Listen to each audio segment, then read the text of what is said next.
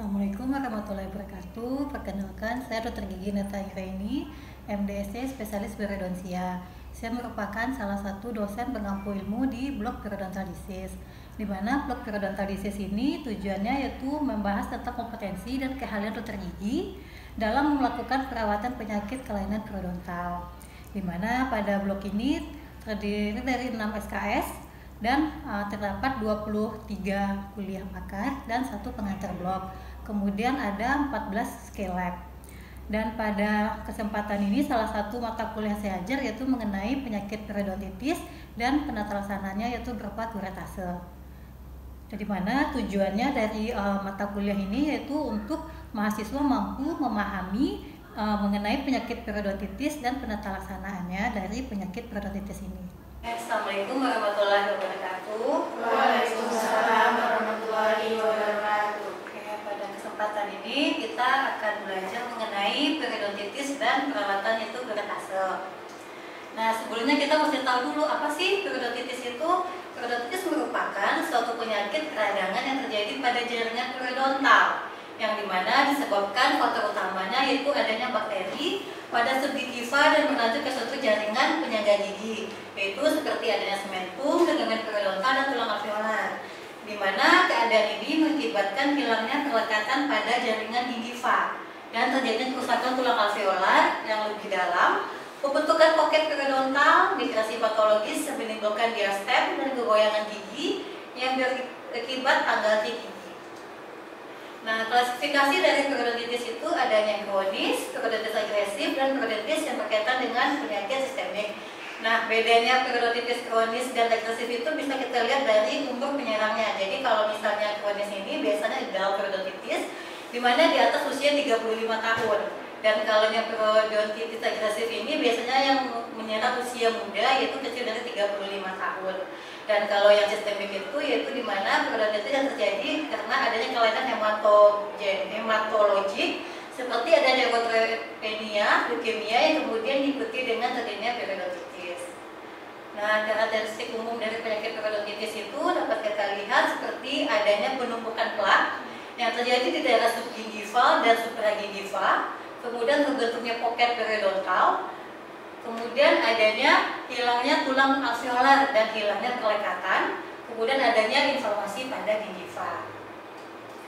Nah, gejala dari periodontitis kronis itu seperti adanya resesi gingiva sehingga tampak gigi lebih memanjang, hilangnya atau tanggalnya gigi, gingiva yang membengkak, poket periodontal, halitosis, dan adanya perdarahan waktu menyikat gigi. Kemudian penata laksanaan dari penyakit periodontitis itu dimana kalau kita lihat dari fase perawatan penyakit periodontal itu ada 4 fase terapi ya. Itu yang pertama adanya initial phase terapi, itu kita bisa melakukan adanya scaling planning, perawatan garis lesi endodontik, kemudian penyusunan okklusal, splinting pada gigi yang goyang, perawatan ortodontik, analisis gigi dan evaluasinya. Kemudian kalau untuk perawatan fase kedua yaitu fase korektif atau kuratif, yaitu di mana kita lakukan bedah periodontal, baik itu kita lakukan kuretase, gigivektomi, operkulektomi ataupun kranektomi, permanent pending, dan perawatan bedah lainnya, apakah itu bone graft. Kemudian kalau fase 3 itu lebih ke restoratif dan prostetik, jadi misalnya giginya hilang, kemudian kita lakukan pembuatan gigi tiruan. Nah, kemudian ada fase keempat yaitu fase maintenance atau fase pemeliharaan. Dan untuk beberapa kasus penyakit periodontal, jadi tidak mesti berurut ya. Jadi misal jadi fase 1 setelah initial phase terapi atau kita lakukan scaling pendek, pasiennya seperti gingivitis kan udah hilang tuh peradangan pada gingivanya, berarti kita bisa langsung ke fase maintenance. Jadi nggak mesti 1, 2, 3, 4 ya, tergantung dari kondisi yang diderita si pasiennya. Kayak gitu ya mengenai fase perawatan penyakit periodontal.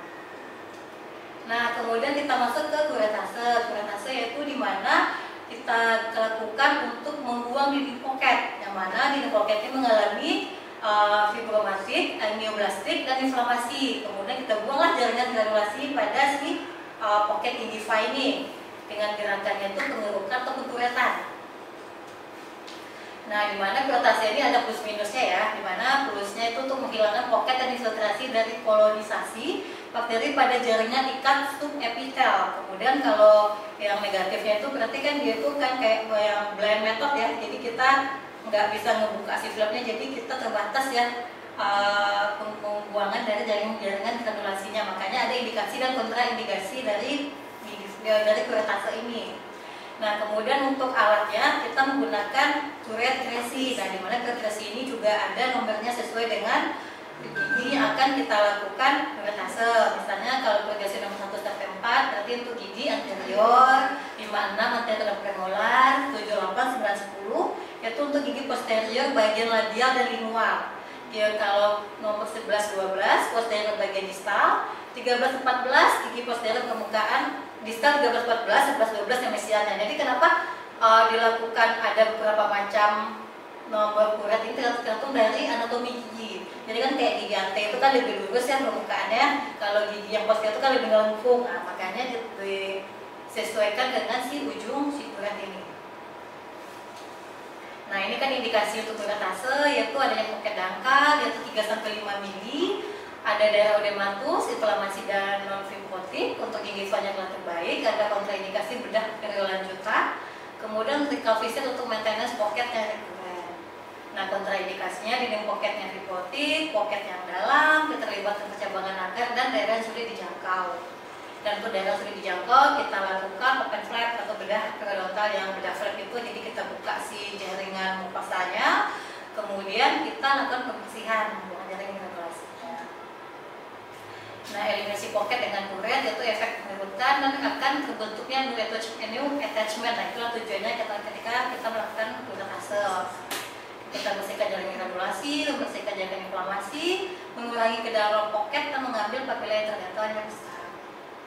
Nah, teknik dari kuretase itu mulai kelanjutan dari scaling letter planning, menghilangkan jaringan granulasi, membuat luka baru, dan metodenya itu ya close method. Nah, tata laksananya itu jadi indikasi ya, jadi gigi yang indikasi untuk lakukan kuretase. Kemudian kita lakukan setelah kita melakukan fase inisial, atau kita lakukan scaling dan root planning dulu. Kemudian 1 minggu kemudian kita lakukan kuretase, di mana yang pertama kita asepsis dulu daerah kerja. Jadi kalau ini ada model gigi, jadi kerja kita pakai handspoon ya, masker dan handspoon. Kemudian pada daerahnya, setelah kita melakukan tindakan bedah, kita lakukan asepsis pada daerah kerja. Jadi kita menggunakan pinset, kemudian kita ambil baik itu cotton roll atau bisa juga menggunakan kasa. Kita oleskan satu arah ya ke gigi yang akan kita lakukan kuretase. Misalnya gigi anteriornya, satu kali usap ke daerah yang akan kita lakukan kuretase. Kemudian kita anestesi. Dimana kalau untuk anestesi ini pastikan ininya kuat ya, si jarum ini nggak lepas ya. Kemudian jarum ini kan ada bevel nih. Nah, bevel ini pastikan menghadap ke tulang. Nah, kemudian kita anestesi ke daerah buccal yaitu batas antara bagian yang bergerak dan bergerak. Jadi kalau misalnya ada ngangkat bibir, nanti kan ada tuh batas yang bergerak dan bergeraknya. Nah, di situ kita lakukan anestesi. Jadi si bevel yang daerah yang agak miring ini menghadap ke tulang. Kemudian kita lakukan aspirasi dulu. Nah, menentukan apakah daerah anestesi kita itu ada terkena pembuluh darah atau tidak. Nah, kalau tidak ada berarti negatif, baru kita boleh deponir. Tapi kalau misalnya ada pembuluh darah, berarti kita ganti lagi posisinya. Karena kita tidak boleh melakukan anestesi di pembuluh darah. Oke. Kemudian kita deponir sebesar 0,5 sampai 1 mili. Kemudian kita anestesi juga di bagian palatal atau bagian lingualnya. Berarti 1 sampai 2 mili di cervicalnya ya, cervical giginya. Sama aspirasi, kemudian deponir. Nah, kemudian jangan lupa ya adik-adik kalau habis membuka jarum suntik langsung ditutup. Nah, tutup dengan 1 jari aja. Karena kalau ini bahaya sekali kalau misalnya tidak ditutup nanti kena jari adik. Nah, kemudian kita cek menggunakan sonde apakah daerah yang kita anestesi itu sudah jalan atau belum anestesinya. Nah, bisa kita tusuk. Nah, kalau misalnya pasiennya merasa sudah tidak sakit berarti sudah jalan anestesinya.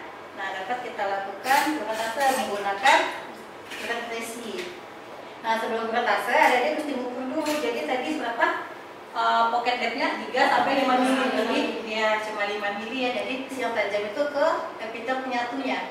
Karena kita mengambil dari yang granulasi ya, bukan untuk yang root planing. Nah, beda kalau root planing baru yang tajam itu ke akar gigi.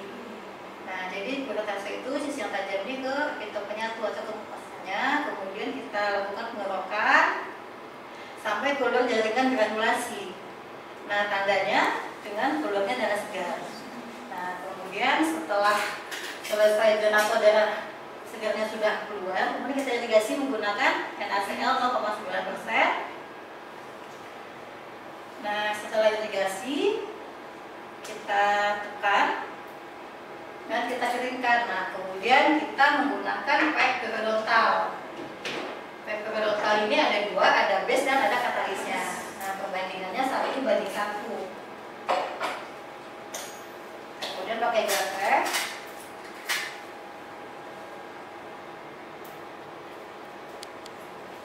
Sesuai dengan daerah kerja yang akan kita gunakan ya. Kalau misalnya banyak daerah kerja luas seperti lebih banyak juga pennya ya. Nah, gerakannya tuh kalau textbook kan lebih ini ya kayak melipat gitu. Nah, tapi lebih enak tuh kita melakukan gini. Jadi diberdirikan si semen spatelnya, kemudian kita aduk. Nah, jadi ini kita aduk sampai homogen. Nah, taunya homogen itu, nah ya kalau misalnya kita aduk ini, terus ini kan udah berat gitu loh deh. Ini kan belum nih sampai dia berat. Kenapa mesti homogen? Karena kalau misalnya belum homogen, nanti lengket di tangan. Jadi nggak bagus kita aplikasikannya.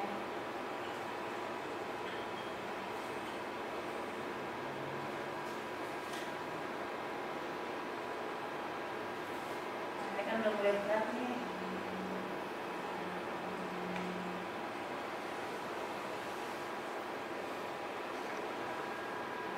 Nah, kemudian kita taruh ke dalam aquades. Terus tangan jangan lupa dibasahi juga.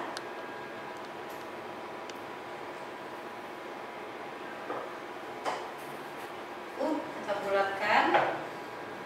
Kemudian kita aplikasikan ke daerah operasi kita tadi. Nah, kalau misalnya ini ke pasien nanti bisa kan bibirnya kita pijat di luar bibir itu. Jadi tutup sama bibirnya kemudian dipijat. Nah, nanti kalau misalnya ada daerah yang agak berlebih, bisa dikurangi.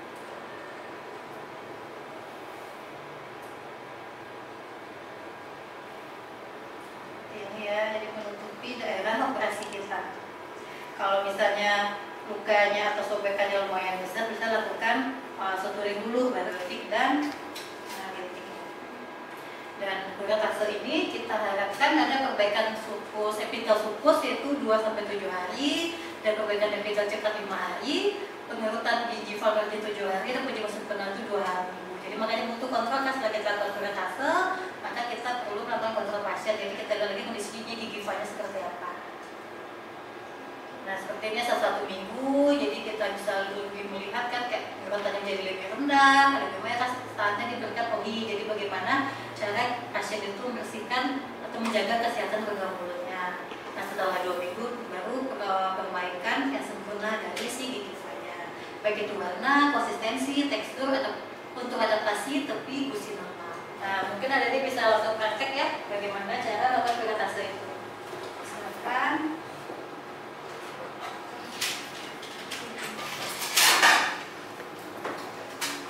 Ini sebetulnya punya kecil semua, punya kecil. Ini ada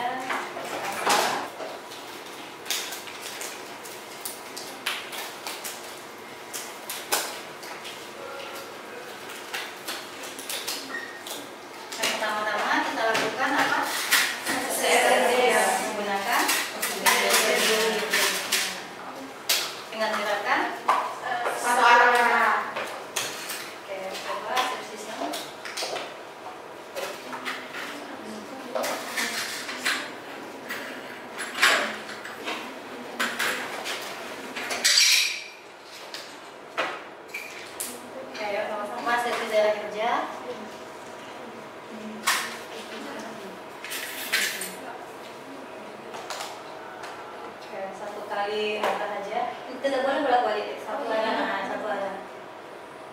Kalau mau dari mesial ke distal, kalau distal ke mesial. Terus ada apa satu ada.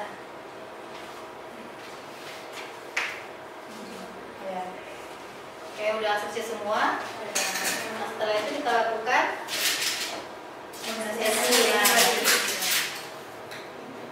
Asepsis dulu. Asepsis. Pakai 1 ml. Oke, sama-sama anestesi dengan gimana? Caranya anestesi di daerah? Di daerah.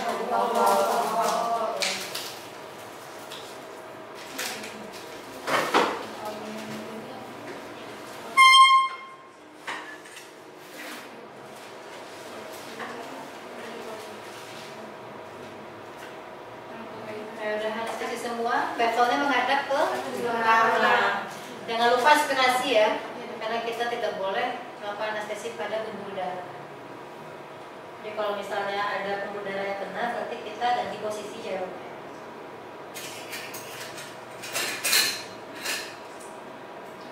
Aspirasi dulu, kemudian baru deponin.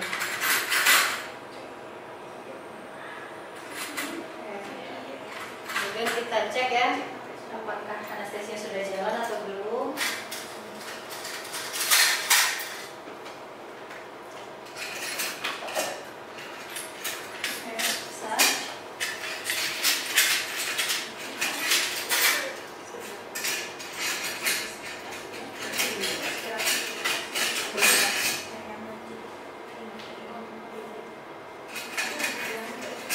Levelnya lalu menghadap ke tulang ya, aspirasi, kemudian deponin.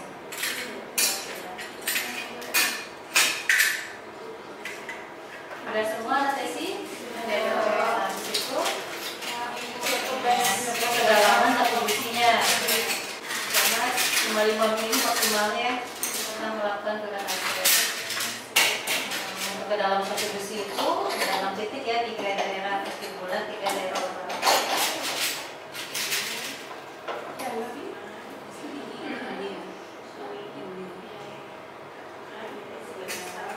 Mesial, tengah, distal. Dijalani. Jadi kan dari mesial dijalani ke tengah, jalani lagi sampai ke distal.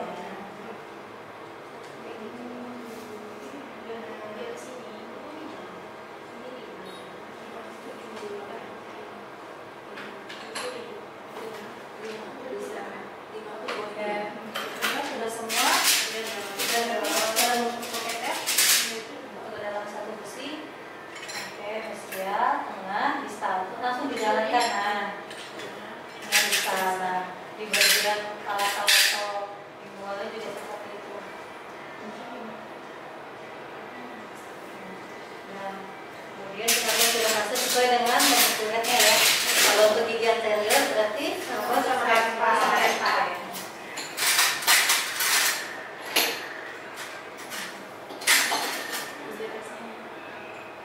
itu sikil.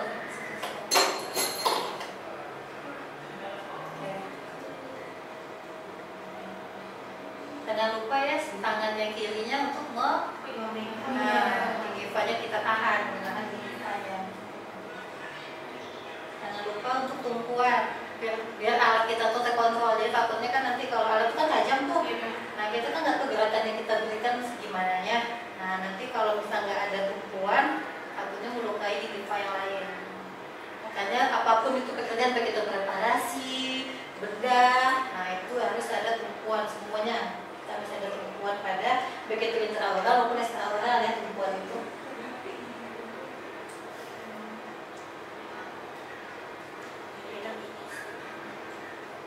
Nah indikasinya sampai apa? Keluarnya keluar darah. Jadi warna merah biasanya kalau ada granulasi itu darahnya agak hitam. Kalau pas itu bisa agak hitam, terus kayak ada gumpalan-gumpalan gitu jaringan granulasinya. Nah itu keluar semua, nanti pas kita keluar udah nggak ada lagi atau darahnya udah merah, nah berarti itu sudah bersih.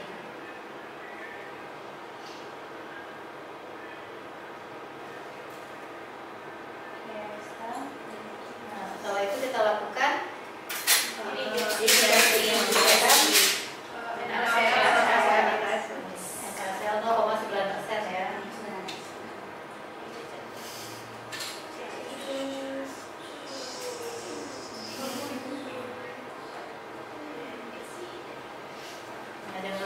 dipijat ya gigi depannya. Mindset. Nah, kemudian kita tutup buka operasinya menggunakan epidural bagian sini.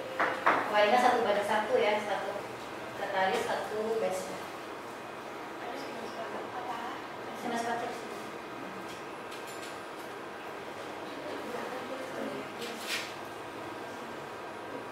Tutupnya satu jari aja kalau jarum.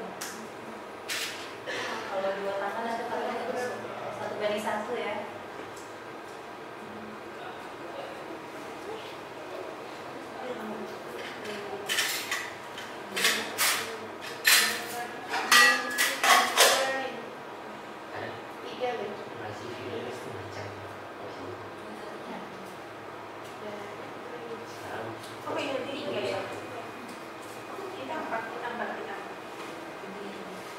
Ya, satu banding satu ya, katalis. Siapkan juga spatelnya, spatel semen. Jadi yang besi itu.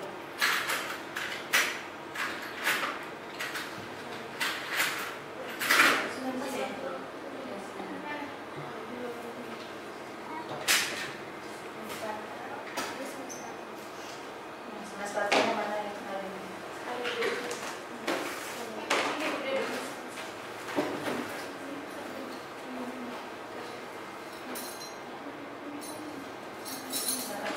Sampai homogen ya, jadi ditandai ketika di tangan depan agak homogen. Karena kalau belum homogen atau lengket.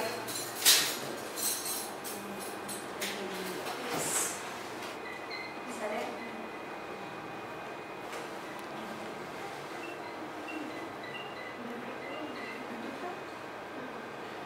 Dibekas-bekas, nah kalau masukkan ke ini, aquades. Nah jangan lupa tangan dibasah dulu.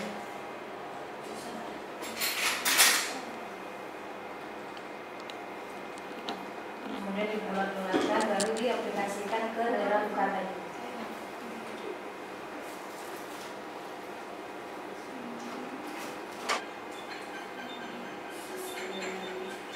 Sudah semua aplikasi packnya?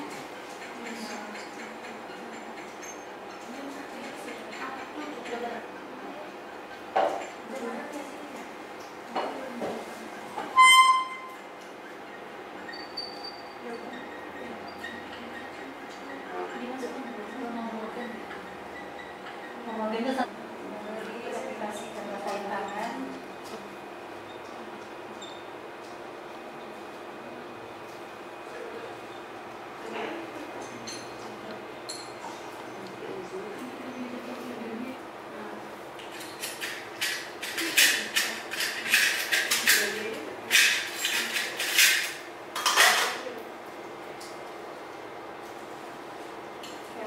Semua udah rapi.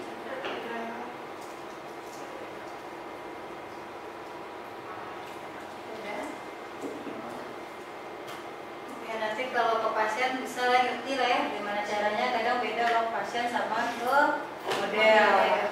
Karena kalau ke pasien anestesinya benar-benar jalan ya, karena nanti sakit pasiennya. Jadi usahakan ketika anestesi itu benar-benar berjalan dengan baik dan kita lakukan mudah. Kan ini pakai periodontal, itu kontrolnya seminggu lagi. Ini periodontalnya perlu diganti selama seminggu, misalnya 2 hari setelahnya diganti lagi yang baru. Nonton seminggu aja nggak apa-apa. Berarti periodontalnya sampai tunjukkan yang seminggu lagi itu nggak boleh. Kadang kalau misalnya lepas sama pasiennya, tergantung kalau pasiennya bisa menjaga OH mulutnya, nggak apa-apa nggak pakai pack. Tapi kalau misalnya pasiennya nggak bisa, nanti balik lagi untuk dipasang pack periodontalnya. Jadi kontrol seminggu. Nggak bisa 2 kali loh. Ya, 2 kali. Per minggu, jadi kita lihat nanti bagaimana kondisi jaringan periodontalnya, kita perawatan. Jangan lupa kasih obat juga ya ke pasiennya. Ini ada lagi yang mau ditanyakan? Oke, kalau gitu cukup sekian ya. Assalamualaikum warahmatullahi wabarakatuh. Waalaikumsalam.